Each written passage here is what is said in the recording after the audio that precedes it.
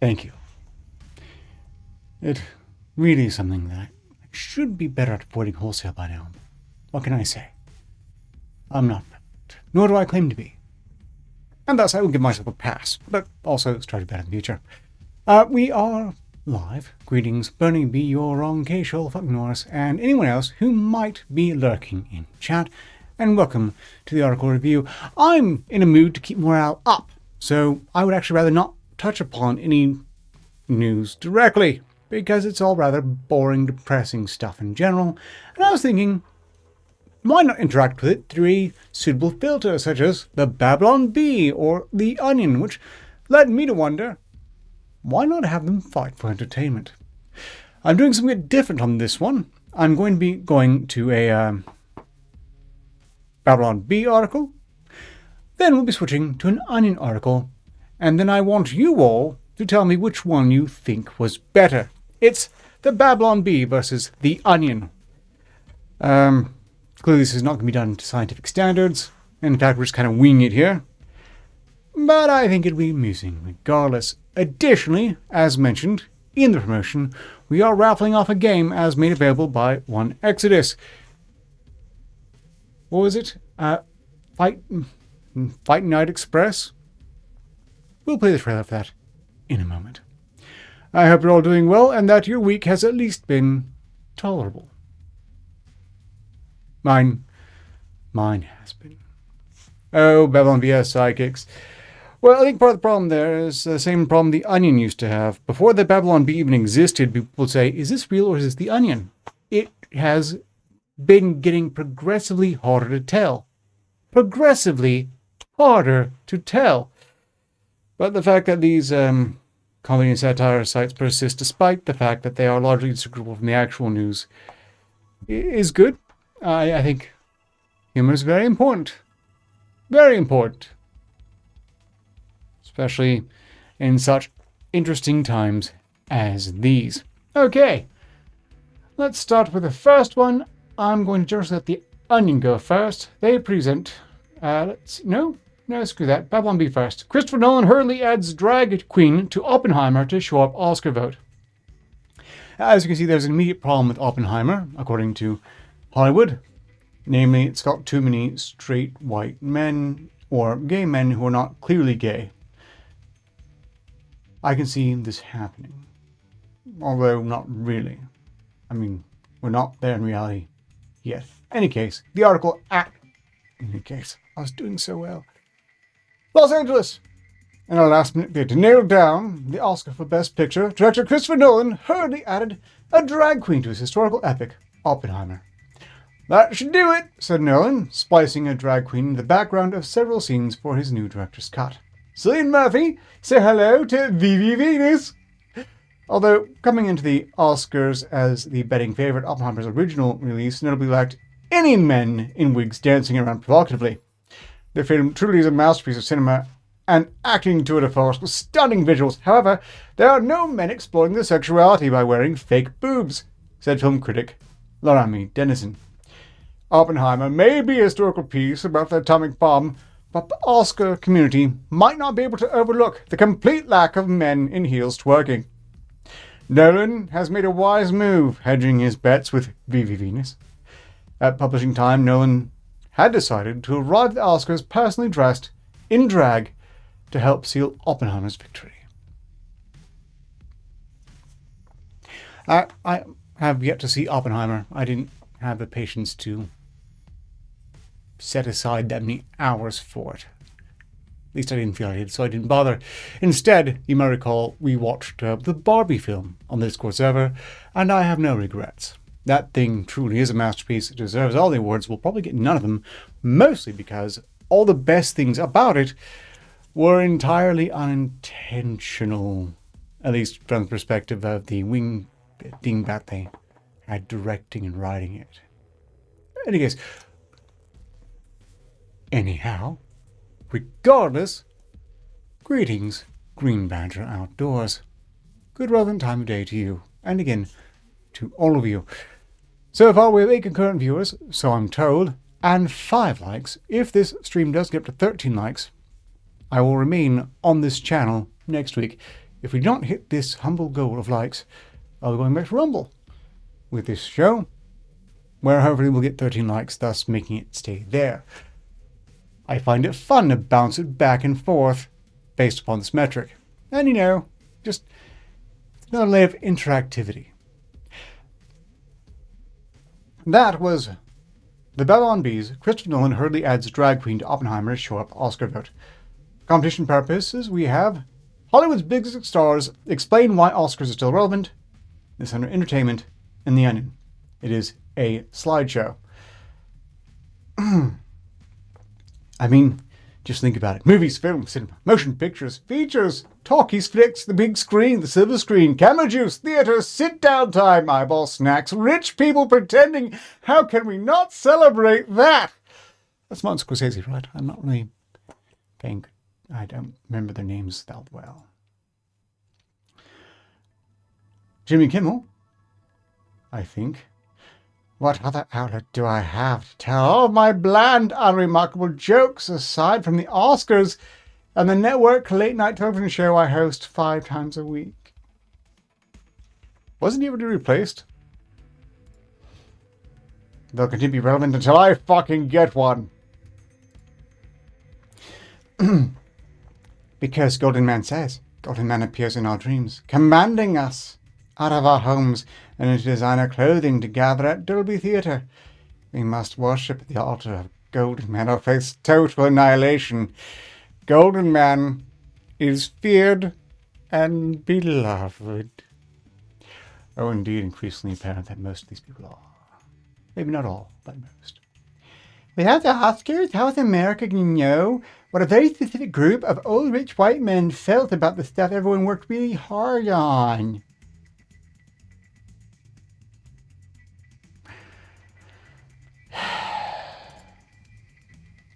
Other than the X Games is the biggest night in entertainment, but nothing will ever beat the X Games. It's the one night a year when murder is legal. Where would I do my whole down-to-earth relatability shtick? A gas station? A fucking grocery store? Breathing the same air as disgusting regular people? It's one of the few nights of the year I get to sit in a room with all my peers and glower silently at them. Well, that just makes me like Christian Bale better. If the Oscars aren't relevant, I'm not relevant. If I'm not relevant, that makes me sad. And if I'm sad, I hurt people. You don't want Margot sad. I guess because they write about them in the newspapers? The place where Garfield is? Until you can find me a cheaper place to pick up 24-karat gold-plated statuette of a little naked bald man, the Oscars are relevant. The statues are great for bludgeoning paparazzi. I don't know half of these people. No, if you happen to know them, just feel free to mention it. Greetings in chat to Jen, Nexus Hunter, and anyone else who might be lurking. We're up to 7 likes. Looking good so far. Denzel Washington, who I clearly recognize and have no reason to disrespect thus far that I'm aware of. If you're aware of reason I should disrespect Denzel Washington, if you don't mind, I don't want to know. There are so few I can draw up any enthusiasm for as it is. Yesterday, I traded my own Oscars to the Jiffy Lube guy for an oil change. Because they're broadcast on the TV. The famous household apply.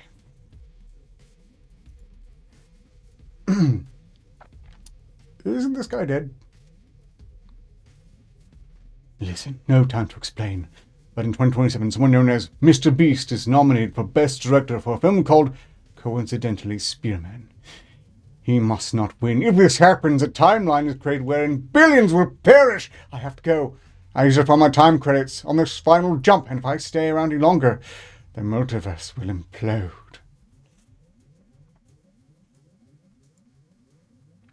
My publicist gives me a sleeping pill every time I try to say they are dumb. The Oscars are relevant as long as the Jews decide it is. Doing away with Oscars would be like throwing away a hot dog wrapper just because you finished eating the hot dog. Without winning an Oscar, it will be very hard to tell when I've failed all the way to the top. Nobody actually takes their gift bag, so last year I got $4,000 worth of face lotion. And that's it. So, that's our first competition. Christopher Nolan hurriedly adds drag queen Oppenheimer to show up Oscar vote. Celebs try to explain.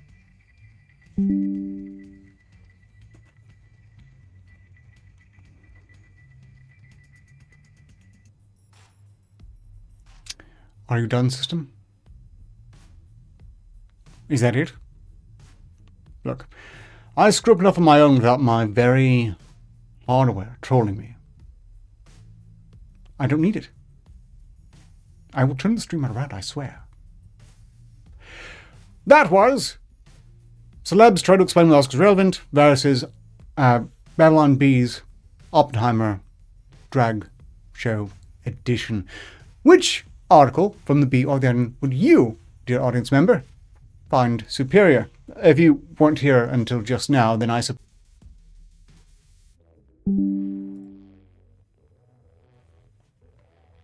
Bear with me. I will take measures to circumvent this.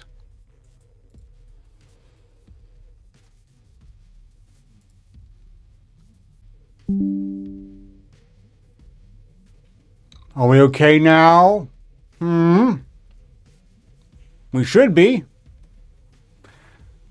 No, the rats are not uprising. Quite frankly, they're not willing to leave the tower. They're too cozy there, and they recently received a bounty of noodles.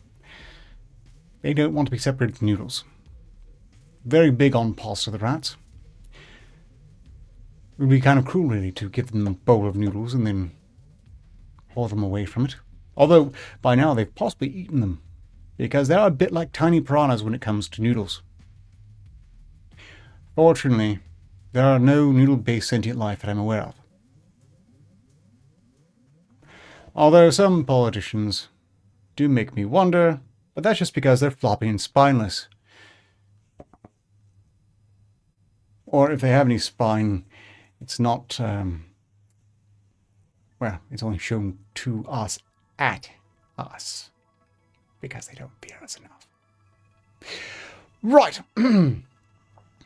Did we have a preferred article between Christopher Nolan as a transvestite to Oppenheimer versus big names in Hollywood try to explain why the Oscars is still relevant?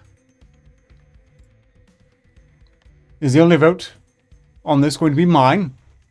Did I completely misjudge how fun this would be, interactive-wise? Is the chat just slow or possibly balked through all the technical difficulties? You tell me. There's nothing wrong with my testicles, just for the record. The Onion article. A vote from Cashel for the Onion, well, slideshow. Yes, fair enough then. That means it's a tie. Which means the next person to vote either for the Babylon Bee or the Onion will basically determine the winner. Now, there was a very exciting article, but the Onion had Mel Gibson. The Onion had a photo of Mel Gibson. Yes, it was basically a picture book. That's 2 votes for the Onion. That makes the Onion the winner of this round. Moving onward. Next article from the Babylon Bee is as follows. Hollywood elites rush to normalize pedophilia before they're all outed by the Epstein client list. U.S. with Epstein's infamous assistant, Ghislaine Maxwell, awaiting trial and testimony in prison. Many celebrities, politicians, and entertainment industry elites are rushing to make pedophilia generally acceptable before they're outed as patrons of Epstein's notorious island. I'm not going to lie, this is going to be an uphill climb, said actor and director Rudy Allen. But it's absolutely necessary in order to prevent the entire world from seeing us as depraved perverts. Well, actually, I guess we don't mind that so much, as we just want depravity and perversion to be considered completely valid sexual orientations. I mean, we're pretty much there already. Just have a check off that one last box. Just have a check off the one last box. Yeah, Rudy Allen. I would expect Woody Allen to chime in on that one, really. According to Allen, the movement is gaining unprecedented cooperation from across industries and international political positions, from an unnamed prince in a small country off the coast of France, to fashion industry moguls, to famous musicians and actors. The push to make pedophilia mainstream is gaining traction. Notably, that much, despite the that's not satire. Netflix ran cuties. Netflix paid no price for running cuties. They really kind of pushed that along, and they got away with it. According to Allen, the movement is gaining unprecedented cooperation from across industries and international political positions, from an unnamed prince. We got that. The gay rights movement took 30 to 40 years, but the transgender movement really only took about 5 to 10 years, said a hopeful former US president from Arkansas who preferred to remain anonymous. At that rate, we should be able to make this thing happen by the end of the year. Honestly, the timing couldn't be better, says Oscar-winning actor Kelvin Smacey. If this whole Epstein Island thing had come out before we had fully integrated things like transgender children and drag queen story hour into mainstream values, we'd be totally doomed. Nowadays, we've got so many letters crammed into the whole LGBTQETC plus thing that nobody even notices if we slide a P in there somewhere. In addition to those subtle changes, the ramp-up includes bolder strategies such as a California proposal that will make it okay for 22-year-olds to have relations with 13-year-olds, a new streaming series about an 11-year-old girl defying her family's age traditions by dancing sensually, or simply tweeting pro-pedo slogans like "Love has no age" from popular drag queen associations. Again, most of these are not the B. And cuties, see, if it was fiction, it wouldn't be a problem, but they actually sexualized. So I'm still angry about that. Moving on. While the momentum has recently increased, Allen says they've been laying down the groundwork for decades. I mean, we've got award-winning movies and shows featuring minors in sexual situations, Allen says. We've got drag shows for toddlers, school curriculum developed to get children thinking about exploring sexuality really early on, and clothing lines designed to show off their bodies. We've implemented various strategies to reduce parental influence and protection over their children by weakening the family structure and encouraging promiscuity. And that's not even mentioning abortion. Like, once you're okay with casually slaughtering babies by millions, how's anyone going to take issue with objectifying kids?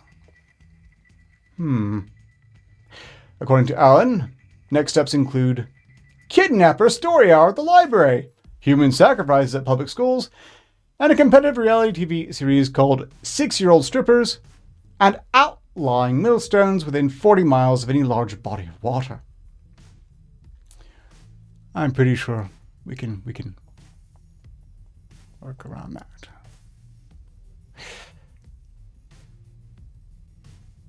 That is, Hollywood elites rush to normalize pedophilia before they're outed by Epstein client list from the Babylon Bee. Next article from The Onion. Couple watches porn together to feel more excited about being step-siblings. Cleveland. Saying the practice helped put the spark back in their taboo relationship, local couple Brian Tiller and Nora Vaughn told reporters Tuesday that they'd been watching porn together to feel more excited about being step-siblings. Of course, when we started seeing each other, all it took was Brian asking, "But what if my mom finds out?"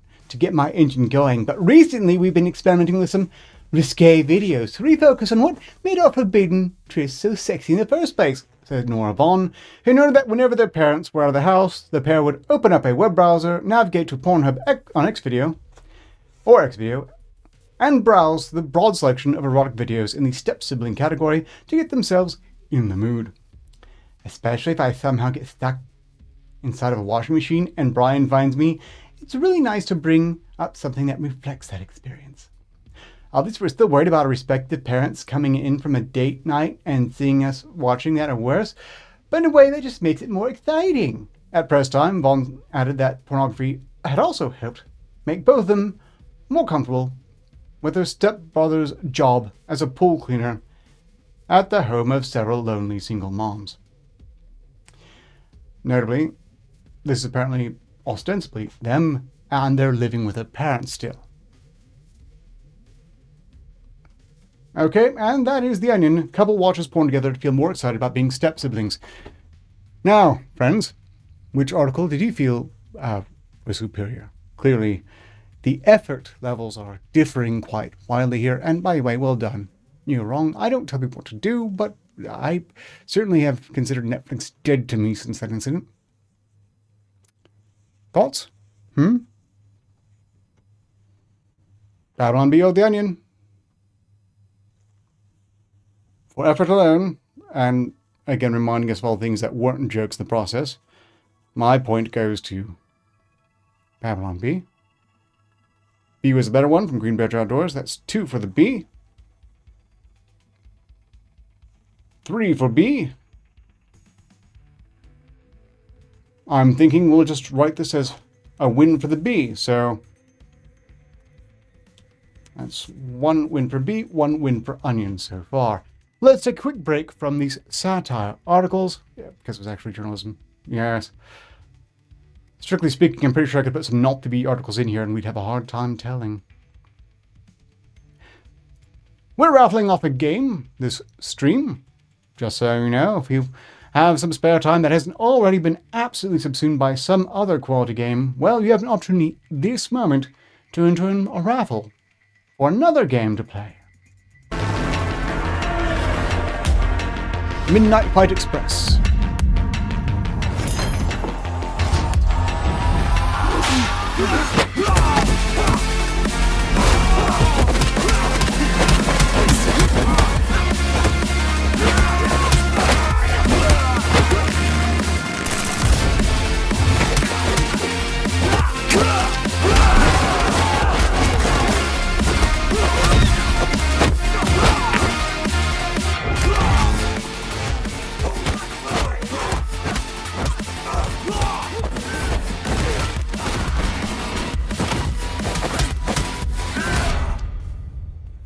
Midnight Fight Express.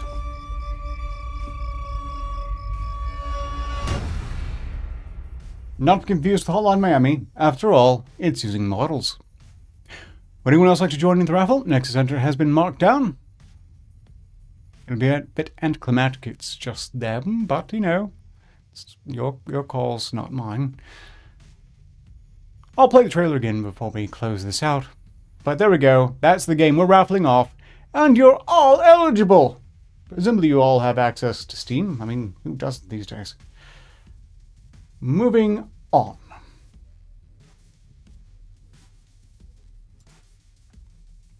To protect against nuclear fallout, Dr. Fauci recommends wearing 3 masks. This from the Babylon Bee. Washington, D.C. Beloved health expert Dr. Fauci has made his way into the spotlight again, this time with a new recommendation for keeping safe during a nuclear strike should Putin do the unthinkable. Should we face a catastrophic nuclear war scenario, it's important to stay protected from all the nuclear fallout, said Fauci in his trademark Fauci voice, which I can't do because I did my best not to hear him at all.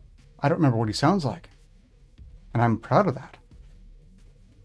To keep all the nuclear fallout out of your nose and mouth, you should probably wear at least 3 masks, maybe even 4 masks. The science isn't clear right now, but I would say that at least 3 masks, maybe 4 or 5 though, just to be safe. Actually, maybe 6. And another one, you know, of your eyes too. Fauci went on to explain that proper social distancing will also be essential, as it will prevent your nuclear fallout from jumping to another person. Ideally, everyone should probably have their own personal fallout shelter just to maintain proper distancing, he said. Fauci assured everyone that if they follow the science by listening to his every command, they'll be okay, probably, but also probably not. And in unrelated news, the NIH has approved $12 million in funding for experiments on irradiated mutant creatures.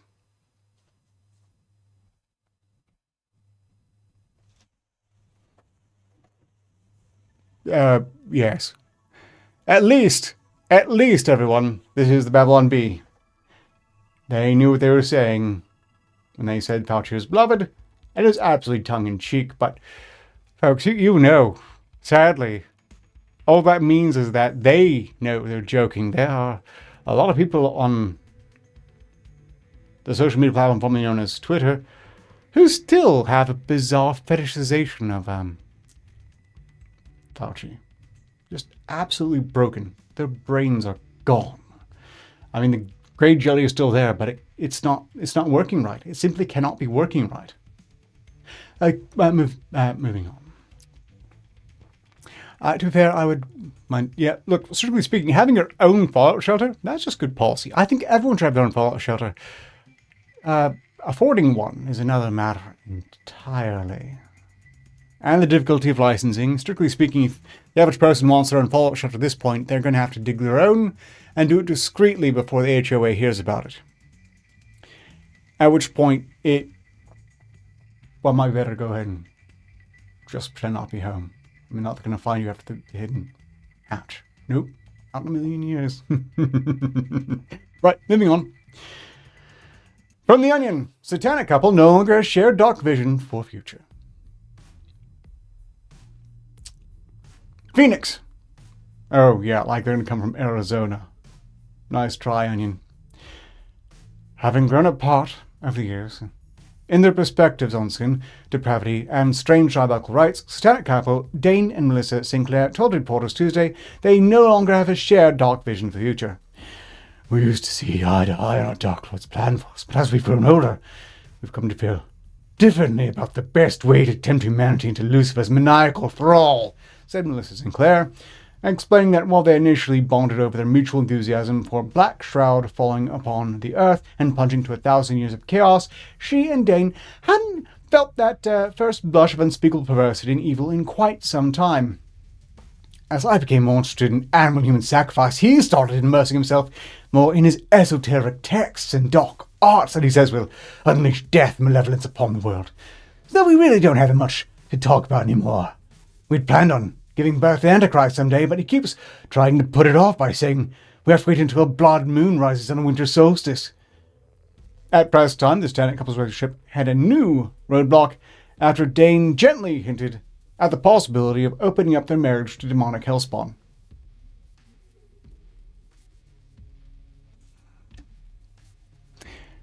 Yeah. Well, that's a new competition, everyone. I probably should have loaded more of these. We might run out. So, Babylon B, to protect against nuclear fallout, Dr. Fauci recommends wearing 3 masks, or 6 really by the article's end. And I, too, like to advocate for people wearing masks, especially when they're inclined to sound off in favor of these douchebags. Versus The Onion's satanic couple no longer has shared dark vision for the future. Once again, there's a bit of an effort desync on this one. Well, fair enough. You know, I suppose I've known a few Satanists, not from Arizona. The ones I've known have been from the UK and, well, primarily from the UK. I don't think it's really worked out for them, but I couldn't comment.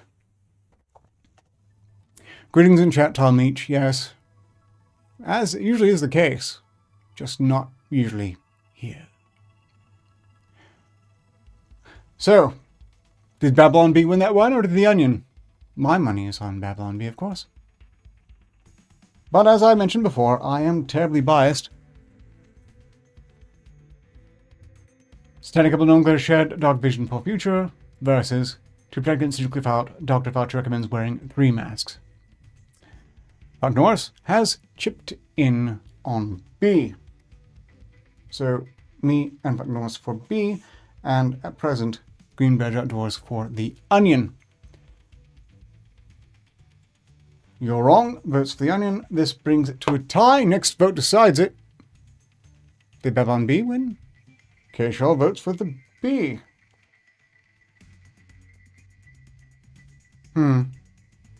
Fair enough. That is 2 wins for The Onion going forward. I'm starting to think effort is backfiring. From the Babylon Bee, meteorologists call for rain showers this weekend and a slight chance of getting crushed by a falling Boeing airliner part. United States meteorologists around the country are warning everyone to look out for rain and falling aircraft parts from Boeing's commercial passenger jets this weekend. Yes, according to the radar, more rain is definitely coming, said Dirk Willis of the Weather Channel.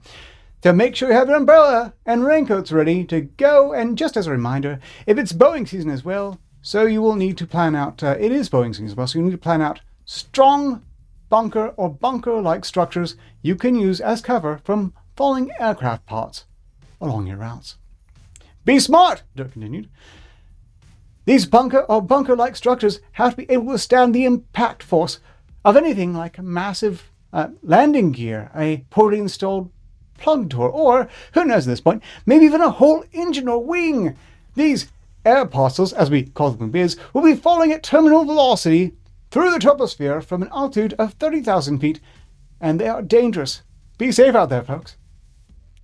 Since parts from Boeing aircraft, like doors and wheels, have started falling off more regularly, the Weather Channel has updated its predictions to state that anyone living under the flight path of the nation's major air traffic lanes now has a 55 to 90% chance of being crushed to death by a part from a Boeing jet.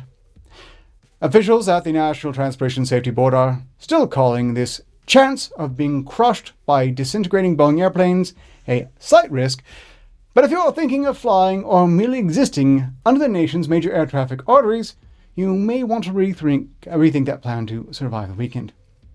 At publishing time, meteorologists are saying the so-called Boeing season is particularly severe and may be more proof that global warming is to blame.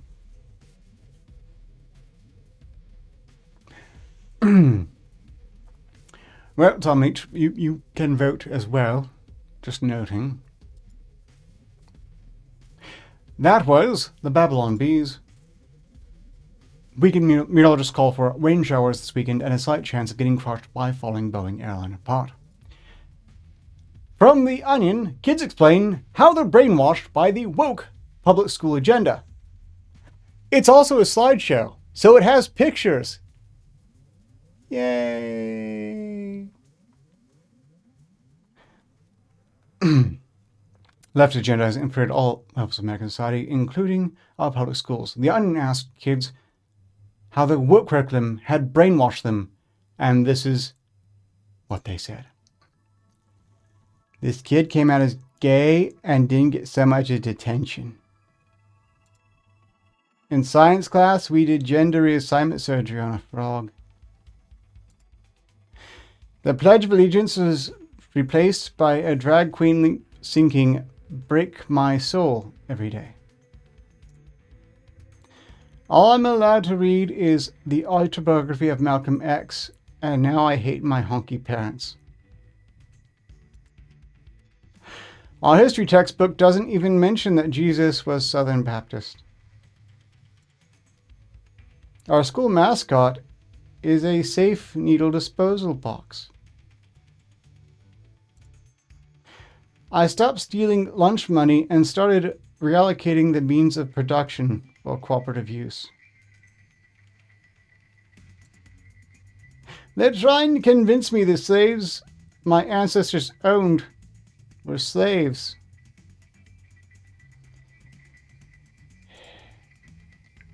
Which answer will make my parents keep me home from school? They teach us that Amelia Earhart disappeared mysteriously and not that a black gangbanger shot her. My teachers are always making me feel guilty about bringing my gun to school. The idea that a number could go into another number is inherently sexual and therefore grooming.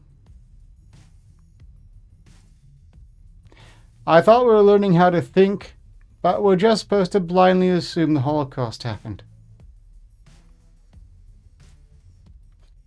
First pronouns, and now they want me to believe that a square is always a rectangle, but a rectangle is not always a square.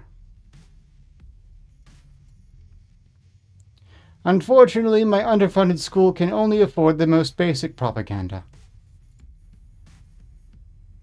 I no longer feel any joy when people get killed by the police. My teacher is a woman.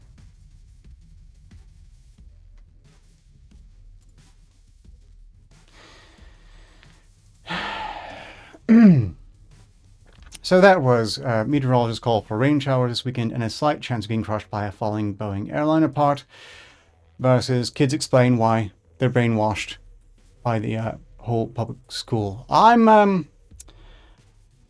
have to say the Boeing pieces falling off, not the best work, but that last one was truly awful. I think B gets a win on this one. That's 2 wins for B, 2 wins for Onion. It is tied. And we only have 3 more articles. I did not plan far enough ahead once again. From the Babylon Bee, 12 terrifying examples of white rule rage! This is quite topical, as you might recall, given that, was it just last week we were talking about white rule rage and the book they're unironically selling that is unironically titled White Rule Rage, that the authors came on to say, well, we're, exaggerating because we're just trying to sell it basically with a book equivalent of a clickbait title to call it White Rule Rage. But they still believe that white rule Americans are a massive threat to democracy because they might vote.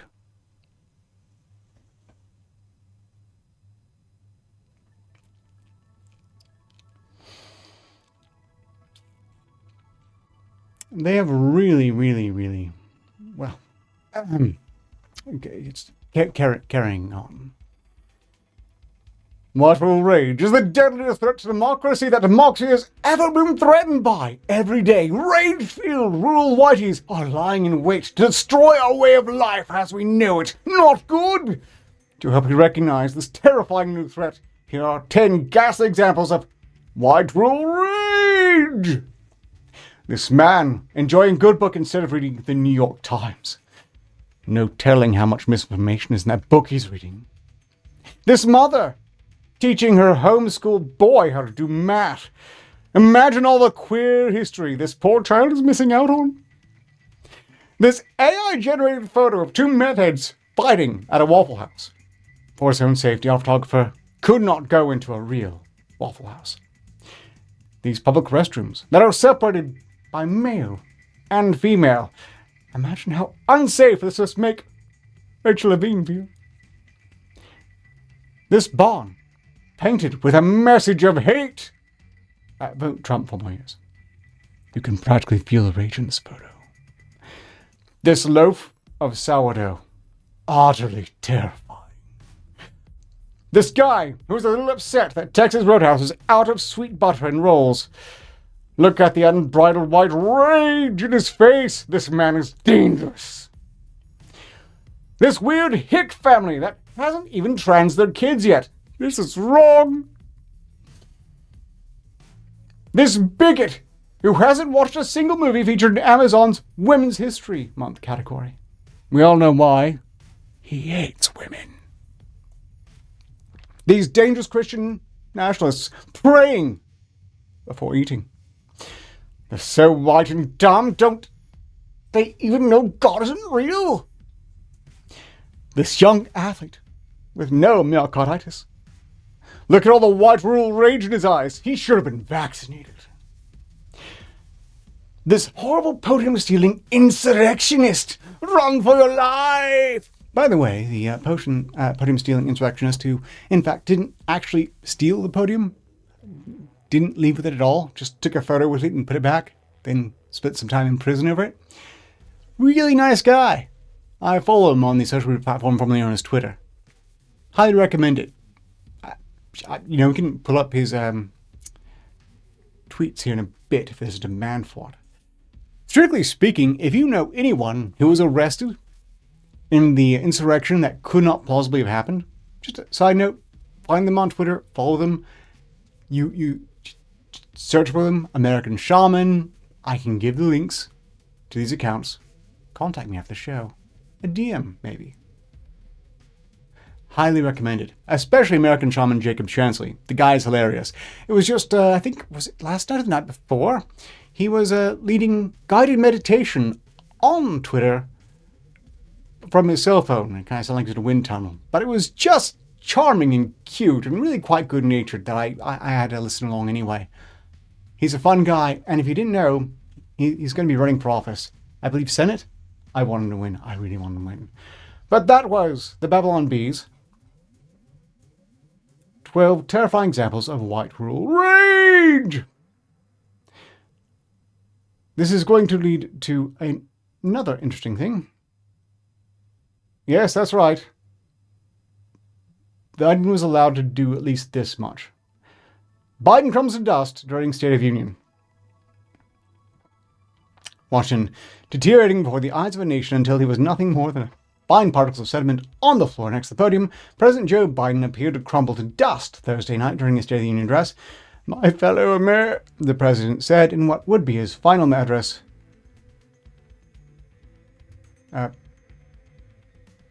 Final address to a joint session of Congress. His body began to lose all corporeal integrity as cracks formed in his face and spread downward through his neck and torso.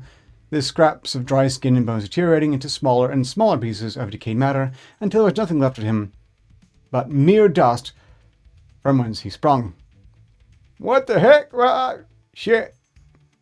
At press time, a draft from the Capitol's ventilation system had reportedly blown a significant portion of Biden's remains into the face of Vice President Kamala Harris and House Speaker Mike Johnson.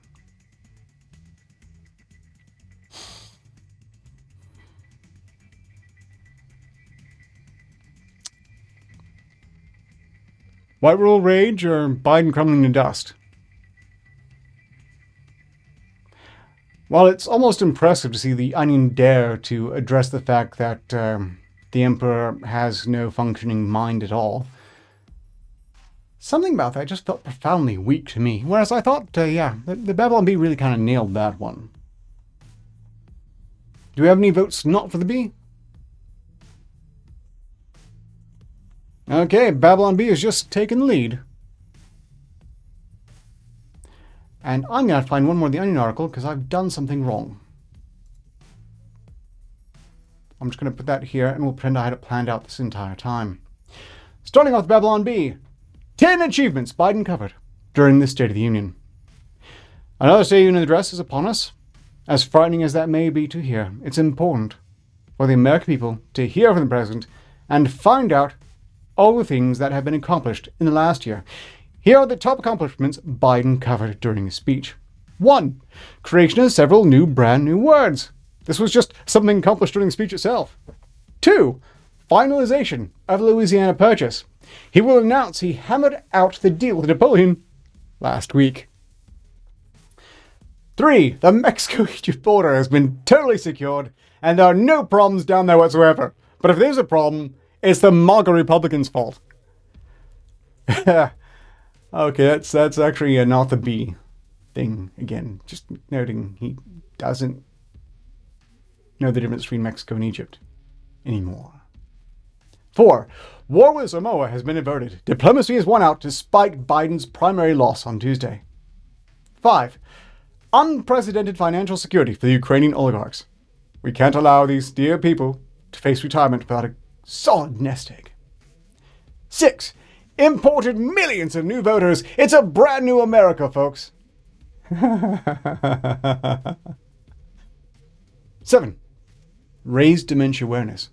Americans have never been so keenly aware of the signs of senility. 8. Record number of military personnel wearing skirts. Some of them are even women.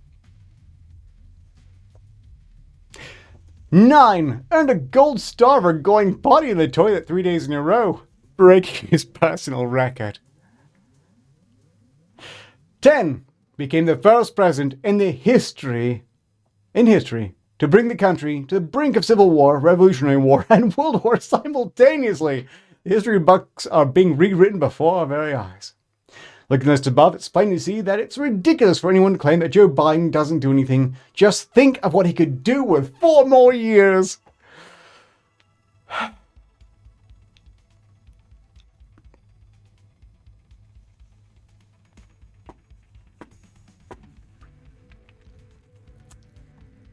Bernie B, I'm certain at one point he did. I'm also certain that time is way behind him now. That was 10 achievements Biden covered during the State of the Union when he wasn't greeting dead people or mumbling incoherently. From the Onion, I want to be in the Olympics someday, says delusional kindergartner already 4 years behind in elite training.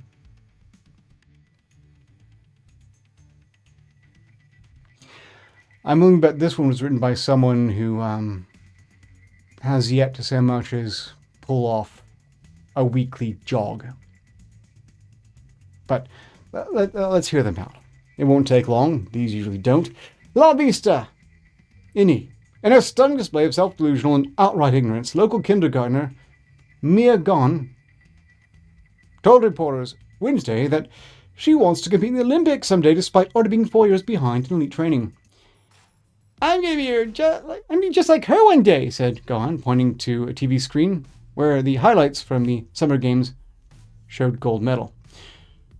Winning gymnast Jade Carey executing a series of tumbling passes that only an athlete who has spent their entire formative life training with professional coaches and an exclusive USA Gymnastics member club for up to 45 hours a week could ever hope to accomplish, a benchmark of someone of Gon's age and level of expertise could not possibly dream of clearing.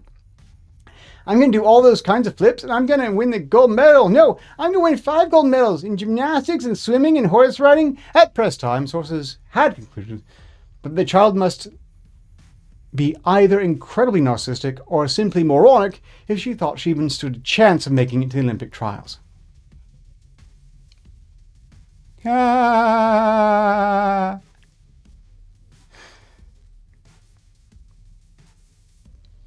Remember, athletes can only athlete because, they've been brutally trained since age 4.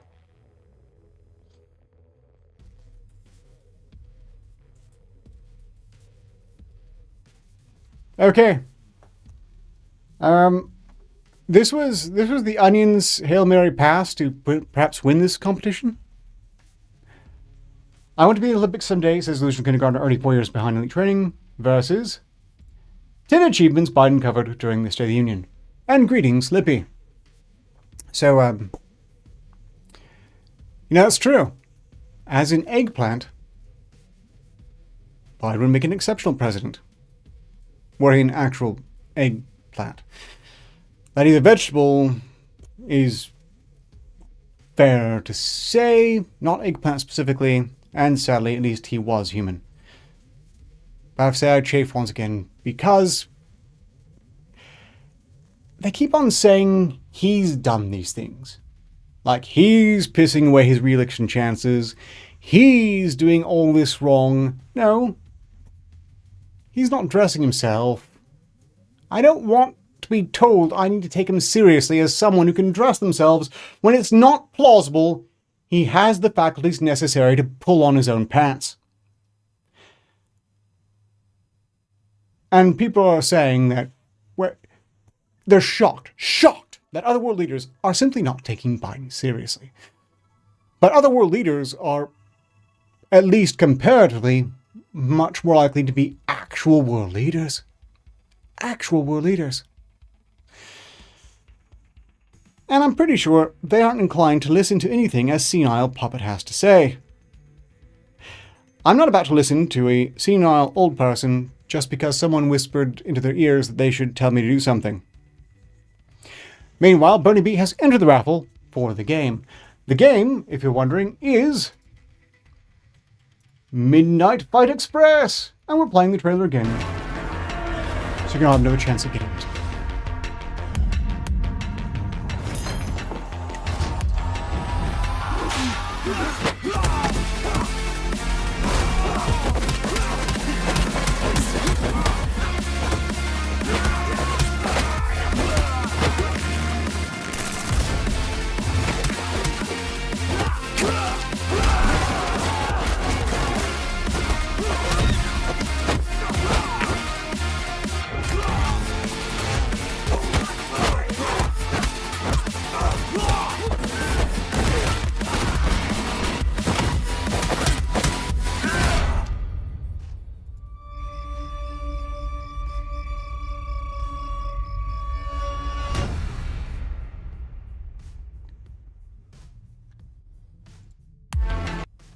That is Midnight Fight Express, the game we're raffling off this very stream in the next 9 minutes. Thus far, Nexus Hunter and Bernie B have entered the raffle for Midnight Fight Express, but you're all welcome to join the raffle, as you see fit. Meanwhile, I have put my Twitter account, or X account. But I prefer to say Twitter because that's still the actual address. And two, if I said that was my X account, some people get way too excited out there. Or at least would have once. In any case, if you're inclined to follow me, if you are on the social media platform formerly known as X, and I think most of you are already following, I promise to retweet every time American Shaman, that buffalo hat-wearing guy, is doing any sort of live space if I see it. Why? Because everyone needs to listen to at least one of those if they believe for even a second he was a wild, dangerous insurrectionist.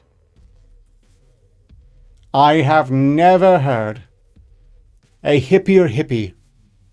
I don't think any hippier hippie ever hipped than American Shaman, Jacob Chansley. And oh boy, would I really love to see him in the Senate. I just hope he keeps the hat. I'm mad about him in particular. Not mad at Jacob Chansley. Quite frankly, I think he did nothing wrong. Absolutely nothing wrong.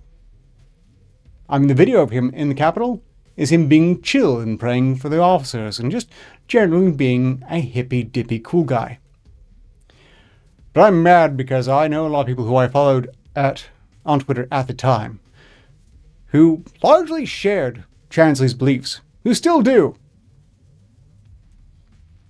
And yet, the moment they were told he's an insurrectionist, they fell over themselves to explain why the tattoos he had totally proved he was a violent, hateful white supremacist, despite his tattoos lining up with their own faiths and theologies. But they were told he was a bad man's, and so they fell over themselves to prove it. And it was all a lie. And continues to be a lie. That continues to be pushed. And let's remember, ostensibly, there's two factors here between the good guys and the bad guys. And the good guys are trying to save democracy by preventing the public from voting wrong. And while I've come to appreciate that democracy in its purest form is a kind of shit idea, unless you do some dramatic reworking in the voting system.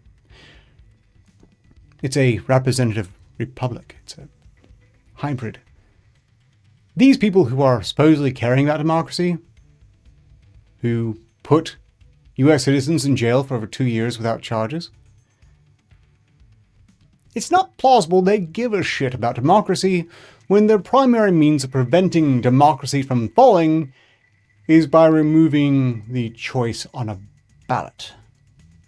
What bothers me, though, is can they really be trusted to count the votes correctly? I mean, it's not impossible they did so last time. Have there been reforms since? I hope so. Any other entries for the game? We're at 5 minutes to end. We have Nexus Hunter, Bernie B. We're going to raffle off the game Midnight Fight Express using random.org, like it dropped in someone's favorite MMO. The opportunity to join ends within the minute. No pressure. We're up to 11 likes, 12 concurrent viewers, 13 likes seems most unlikely. This means that, as it happens, I will probably see you next week if you're watching this show back on Rumble. I should probably put a link to that channel too, which is a fine place to go, because whether or not I go back to Rumble, in the off chance we do get 13 likes before the show is over, well, guys, the SRS is there anyway, so just noting. If anyone would like to join me on Rumble, you are very welcome to do so. I would love to see more people there as well, mainly because I think we need more competitors to YouTube in general, and I still think Rumble might be the leading competitor because if no one cares about it, no one cares about the others more, and probably a lot less.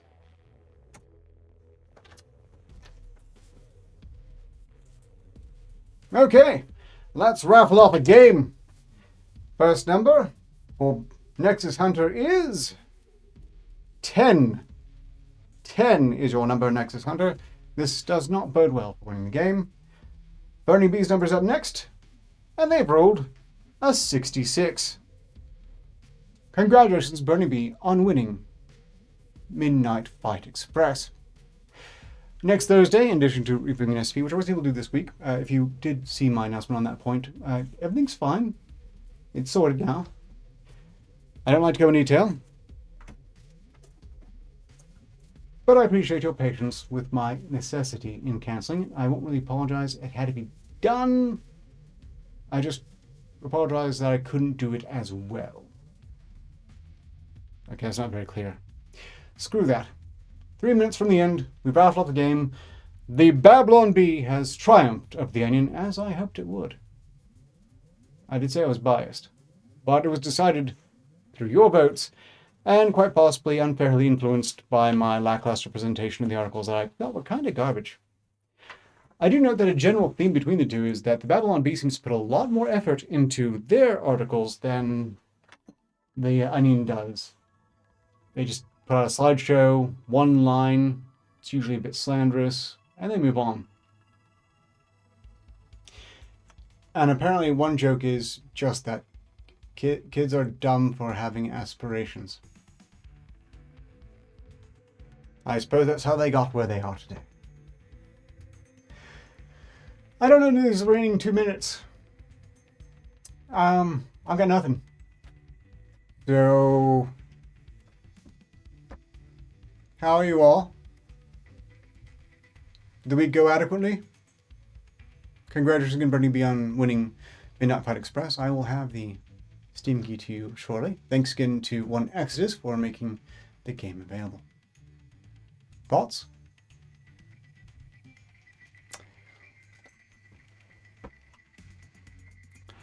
Two minutes still. Oh, okay, we're down to 1 minute. I can probably fast my way through 1 minute. Probably Bernie B. And you don't have to. No one's going to force you to. But you want to check your Discord DMs for the Steam key. If I'm not mistaken, Bernie B, you've won games before, so nothing should be changing on that point. Say, does anyone notice any difference in the stream quality here versus the last one on Rumble? Because apparently my broadcasting software had its bitrate reduced. I didn't reduce it, but apparently it was reduced. And I'm thinking if we had problems yesterday, that might have had something to do with it. No? No feedback?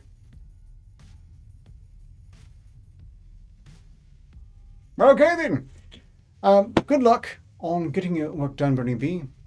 I applaud your self-autonomy, or freedom to not do anything at all if you don't want to, whichever the case is. And I will have your Steam key to you shortly.